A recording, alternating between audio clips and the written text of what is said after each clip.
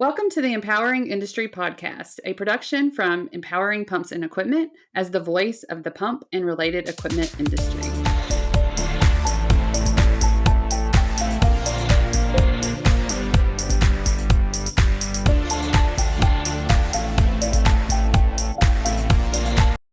Hey, everybody, and welcome to episode 119 of the Empowering Industry Podcast. I'm your host, Charli Matthews, and I'm so glad that you chose us.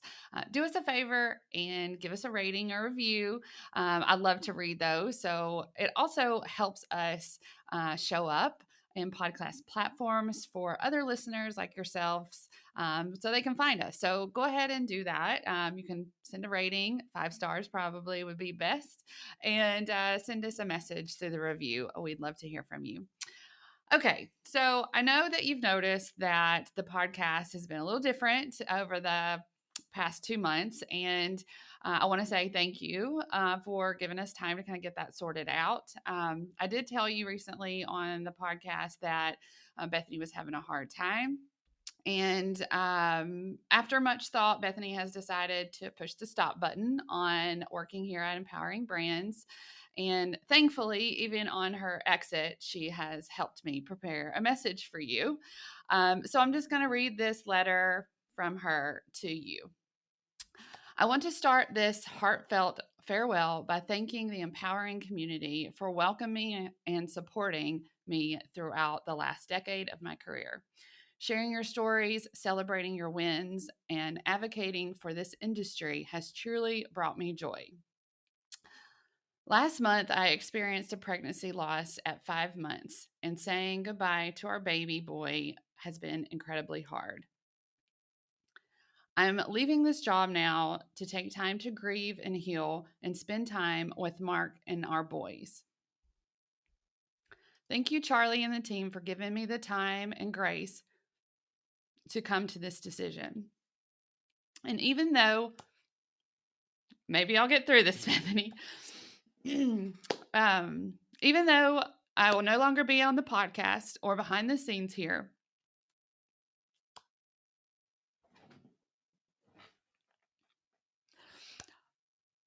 I will always be cheering on the Empowering Pumps company and community. Okay, give me a second. Okay. Bethany, she truly loved creating the podcast for all of you. I will forever be thankful for her work here and for creating that empowering Charli brand years ago. So me and Bethany will continue to be great friends. That actually is what gets me through this. And I will continue to miss our weekly chats. But thankfully, Uganda kind of got me out of that routine of every, Friday with her. And so I'm just going to shift gears here. There's so much that I could say about Bethany. There's so much pictures and videos and celebration that we can have with her moving on to something different. And that time may come. Right now, we're going to just give her time and let her love on her family. So, Uganda, speaking of love, before, and I will get to the podcast, so we'll tell you more about what we're going to do there. But let me tell you a little bit about Uganda. First of all, thank you for letting me take a break for a month of the podcast so that I can go over and travel to Africa. It was like a truly amazing experience. It was a mission trip where we went to share the gospel in all of these primary schools over in Kasese, Uganda. We saw over 2,500 children and gave them, notebooks, pencils, candies. But the best part of the entire trip was, learning a little bit more about love. I've always liked that verse, that says, and the greatest is love, but I really didn't understand that. I've been seeking to understand that. But when you go and watch other people serve, then it was just amazing. So after watching these team members serve and praise the Lord like every single day, I experienced like this overflowing of love. I've experienced this like maybe with the birth of a child, where they put their little hand on your heart, or in a romantic setting. But when you think of, okay, how can your heart be filled up with just random people, right? This was amazing to see, like, serving alongside the team. So like every day you just felt like you were like your love was growing, watching that person serve and serving alongside them. Like your heart just overflowed with this love for them. So it was just really powerful. It's hard to explain. I can show you the pictures and the videos of that. And I have written a blog, and I have written in the June magazine of Empowering Pumps and Equipment. And so I hope that you'll take a look at that and follow my blog and my videos, just to see into that world. But also, just I want to thank you for giving that to me, the time to just get away and be able to serve, because I learned so much from that. For the podcast, I will continue the podcast. It will be different. I will continue to open the podcast and give you like the latest happenings with the empowering community. And then I will go into the industry interview. My passion is really for sharing stories. I love all these amazing people in the industry, and I like to highlight this fantastic work that they do that keeps our world running. There's so much that I've learned from the pump and equipment community, and I just want to continue to share those stories of the people that we meet along the way. Um, if you have somebody that you know that would be a great guest on the show, or if you want to be a guest on the show, please let me know. I'd love to hear from you. And that, reminds me, stay connected at Empowering Pumps, or using that hashtag, the Empowering Industry Podcast.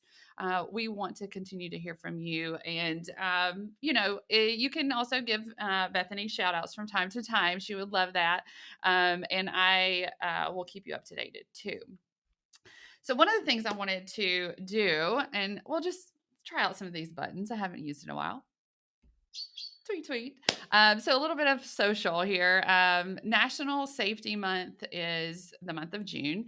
And so I wanted to just pull up from the National Safety Council and tell you a little bit about their goals and values. And it is to be safe, a commitment to the mission of safety. To be bold, to challenge the status quo. I like that one. And to be impactful, to exceed expectations. And so they want to collaborate with others to achieve this result. And so they have changed kind of their logo and their statement and everything, that basically it's their commitment to safety is stronger forever. And so they want to continue to work with others as this nonprofit safety advocate that has been doing this for over 100 years. They're a mission based organization that focuses on eliminating the leading causes of preventable death for people who live their fullest lives, so they can live their fullest lives. And, for the focus and how they are going to make their greatest impact, they're going to focus on the workplace, roadways, and impairment. And we can focus on making our workplaces more safe as well, and inclusive. I like that psychological safety as well. And so today's interview is actually going to talk about safety and their roles there. And so I interviewed Dave Wilbure, and he is with United Electric Controls. He's the general manager there and has been working there over 21 years experience with UE, and developing pressure, temperature, and gas detection instruments that they use in industrial environments. Prior to working at United Electric, Mr. Wilburn spent 10 years with Ritchie Navigation, engaged in the development of navigation instruments, and 6 years in Raytheon Corporation, developing digital signal processing hardware for radar systems. He's a super cool guy. It was wonderful to talk to him. And he does have an MS and BS degrees in electrical engineering and holds some patents out there. And so just take a look, or, definitely connect with him on LinkedIn. We'll include that in the show notes. But also, I hope that you enjoy this interview. So, without further delay, here's your interview.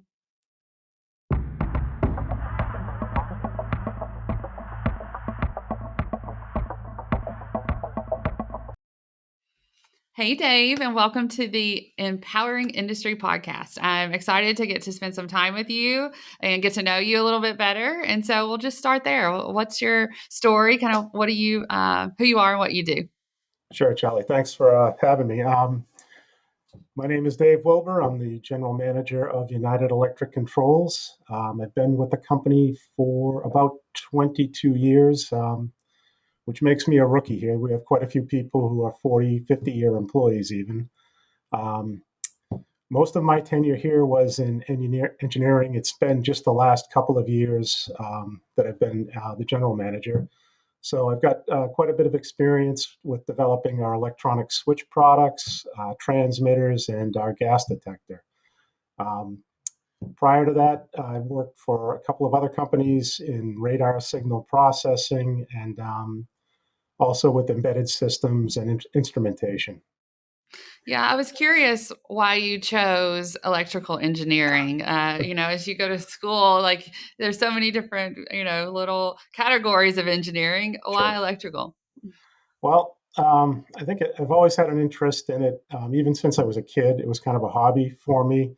I used to take things apart. I used to occasionally put them back together. It was really a hobby that I enjoyed, and I thought it would make sense to make it a career. Yeah, and they're so glad that you did. And I was just thinking about UE and kind of their tagline about safety and alarms. They're Sure. leaders in safeties and alarms. And I thought, okay, well, we don't want alarms, but tell me why they're leaders in this and kind of shut down Okay. expertise is really what it's about, right? Sure. So I would say that the tagline really speaks to the most common applications of our products. We make pressure and temperature switches, transmitters, gas detectors, and these are they're safety devices. They're often used to control a process or to make sure that temperature or pressure doesn't go too high or too low, or if there's a toxic gas present, it would detect it.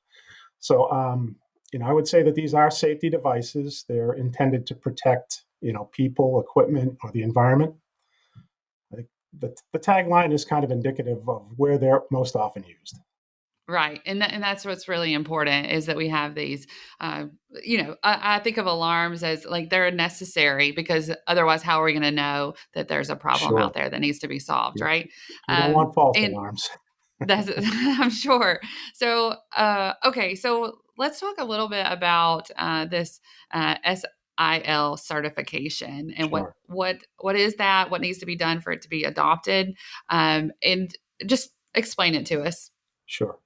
So the SILS certification, its safety integrity level, um, it's an evaluation of a product to determine its risk of failure.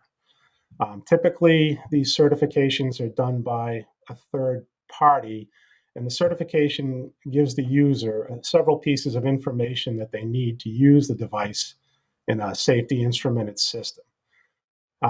So those three pieces of information are the systematic capability, which is it's the highest SIL level where you could use that product. That is determined by it's basically an evaluation of your development process, your design change process, and your quality management system. So that determines um, the highest SIL level where you can use that product. That's the systematic capability. There's a random capability, which is basically the failure rate of the product. And you would take the numbers, typically the one that's used is a PFD average, probability of failure on demand.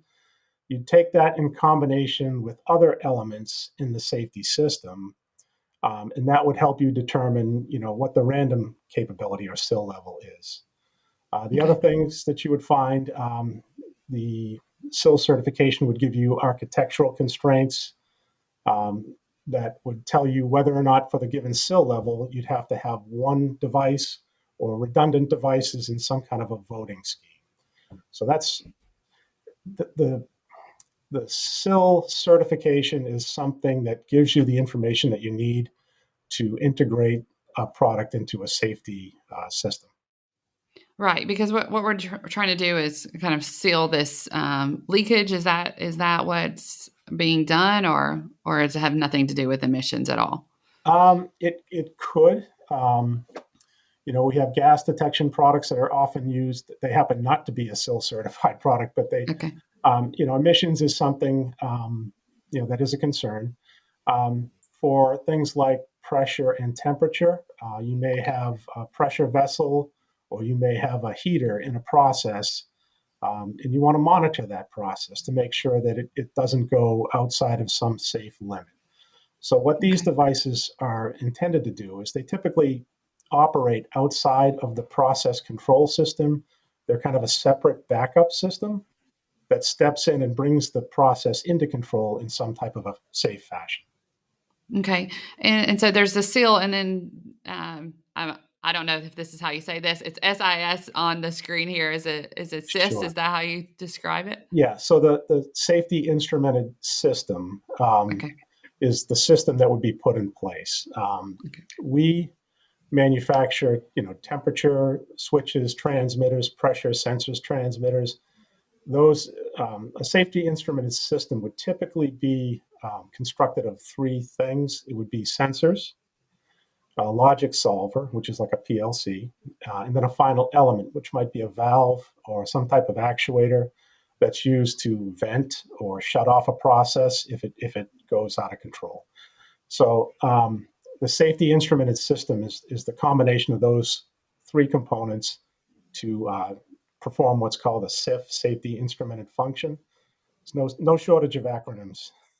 Right. Well, I was brought into this engineering world and know that there's so many out there, and I like to give us the basics, right? Like, okay, Sure. what are we talking about here? So thanks for explaining that to me and our listeners. And so I guess, would you say that this is just helping you optimize the plant's efficiency? Is that part of this process? I wouldn't say that it helps optimize efficiency. I would say that efficiency is more a function of the process control system. Safety instrumented systems are really a protection level, right? So you've got a process that's being controlled by some type of sensors, PLCs, and these safety instrumented systems typically are completely separate, independent, and what they're designed to do is step in when something goes wrong and to shut the process down or bring it in control when there's a problem. Yeah, and you were telling us just before we jumped on, that the safety aspect is kind of near and dear to your heart. You believe in this program, and it's put in place to keep people safe, and which is really important. Sure, I guess I think plant operators are becoming more concerned about risk. Safety instrumented systems are not being driven by legislation or requirements for people to do this. I think it's just that nobody wants to be the CEO on the 5 o'clock news, when there's an environmental disaster or an explosion in their facility. So I think people are becoming more risk averse. And that's what's causing the adoption of these systems. Um, the products that are used in these systems, they're designed a certain way.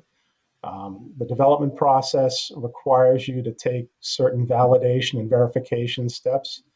And the result of that, that effort, the extra things that you need to do to have a SIL certified product, it results in a more reliable, more robust product. And so, tell us a little bit more about the products that you have.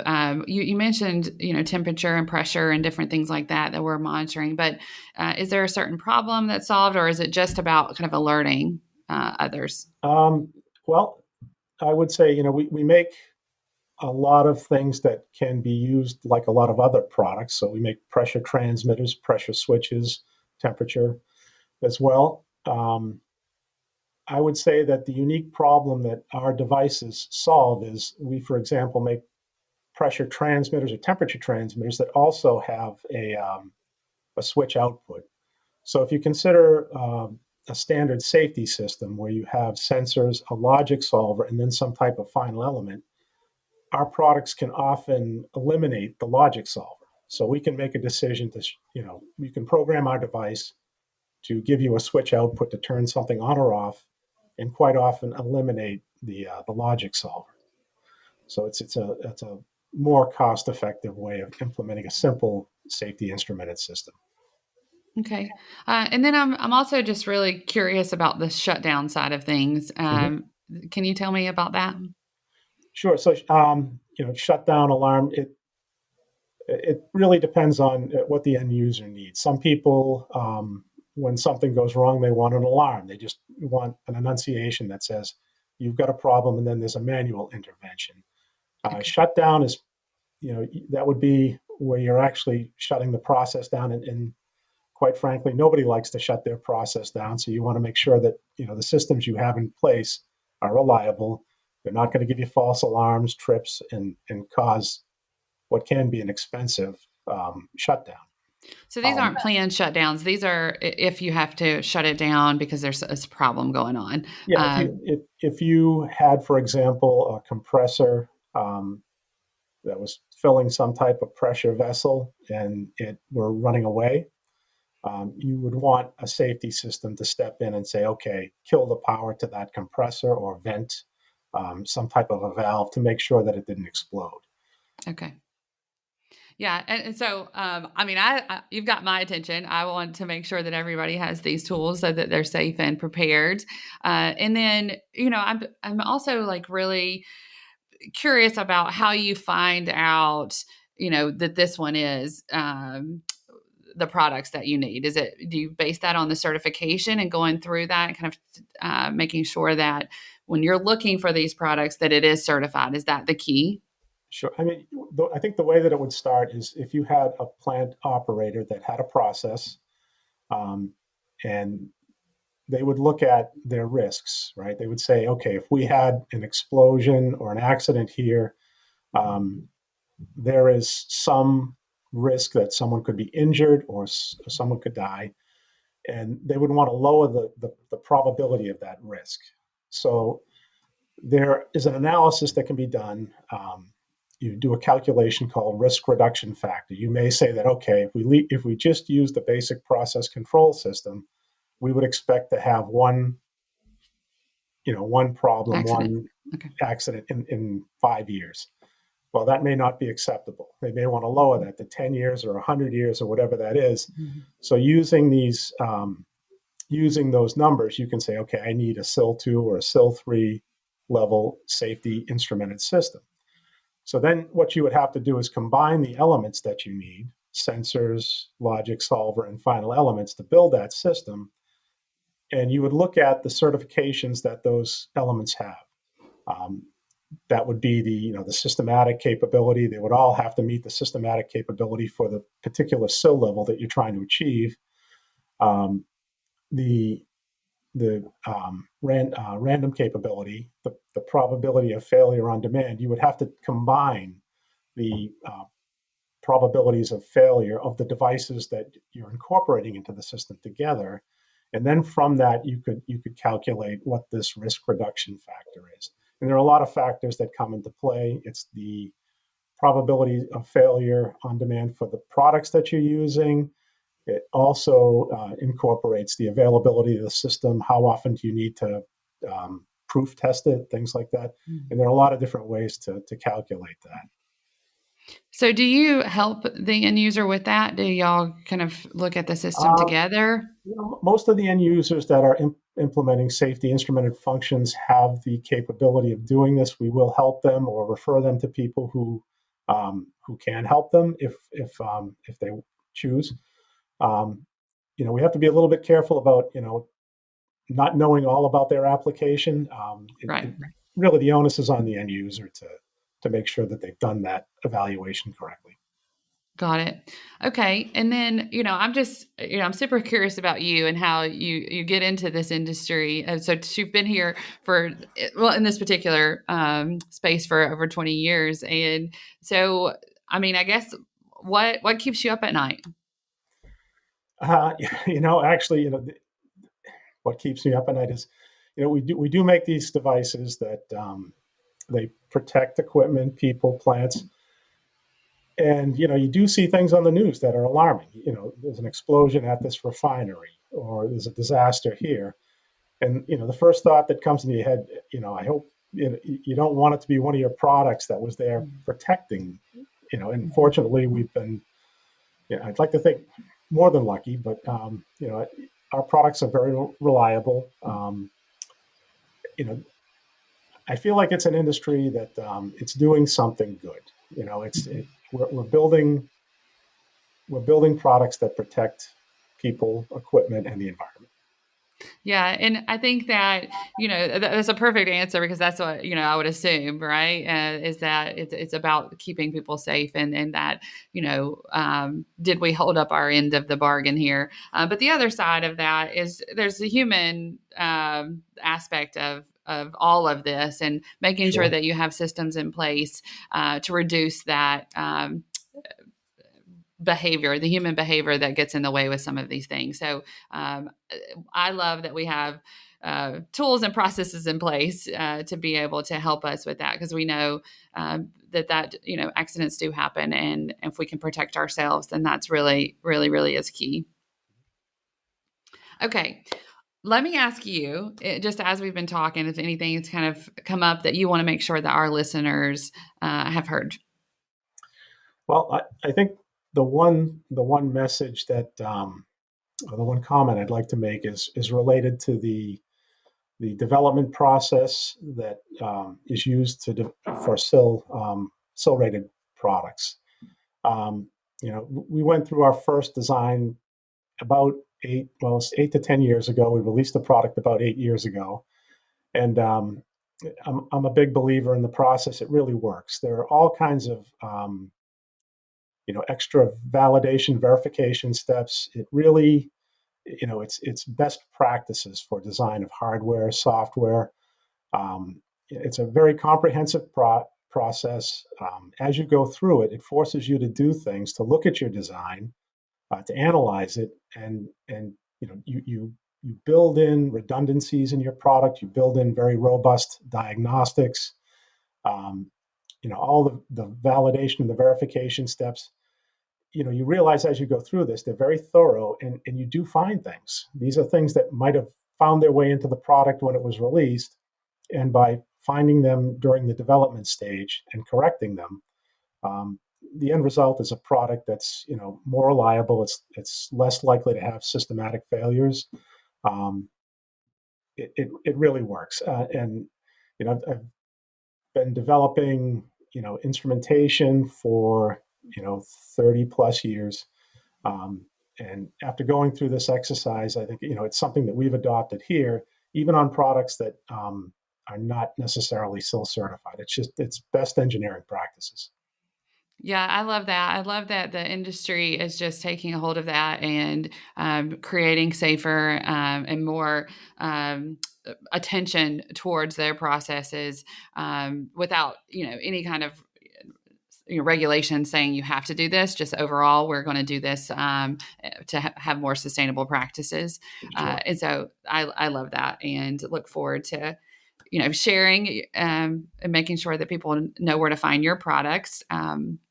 Yeah, and we've seen you know going back 8 years to when we first introduced these products, they were very slow to be adopted, but we're more recently, over the last 3 to 5 years, we're really seeing an interest in these things ramp up. More and more people, even if they're not implementing a safety instrumented system or function, they want to buy SIL certified products because they know that they've been, analyzed by a third party. They know that it's going to be a solid, reliable product. Yeah, and like I said, I just think that people are really, industry in general are looking at how to be more responsible and create those sustainable products and that people are going to look to as being that resource for them. And so I know it's great for me to understand the or the certification process. So hopefully our listeners will understand that that's out there for them, that they can use that and better equip themselves. Dave, thank you so much for being here with me today. And if people want to get in touch with you and kind of learn more, how do you prefer that they do that? I can be reached by email here at United Electric, dwilbur@ueonline.com. I'm also on LinkedIn. I can be found there. So if anyone feels free, feel free to reach out to me if you have questions or if I can help in any way.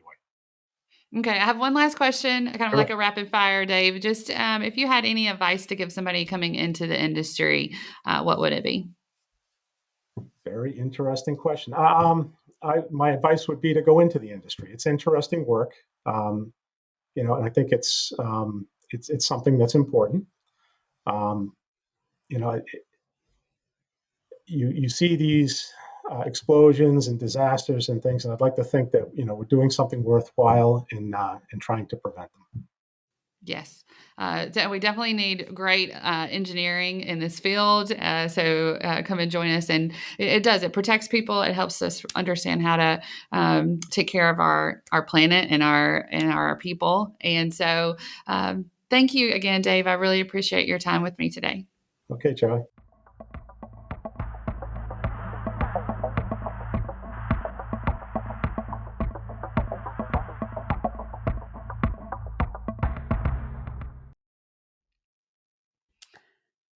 So that brings us to the end of the show. Thanks for listening, everyone. Do us a favor, like I said in the beginning, subscribe to our channel, give us a rating and review, and always stay in touch with us at Empowering Pumps using that hashtag Empowering Industry Podcast. You can email me, podcast at Empowering Pumps. You can also stay connected with us on Slack. We will include that and the link to our meetups that we have. Just until next time, we'll be here every week. So until next time, be empowering.